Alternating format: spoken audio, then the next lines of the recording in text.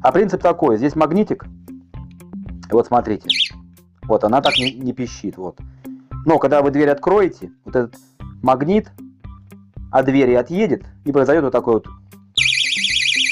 звучание. Давайте повесим на дверь и посмотрим, как это все на двери.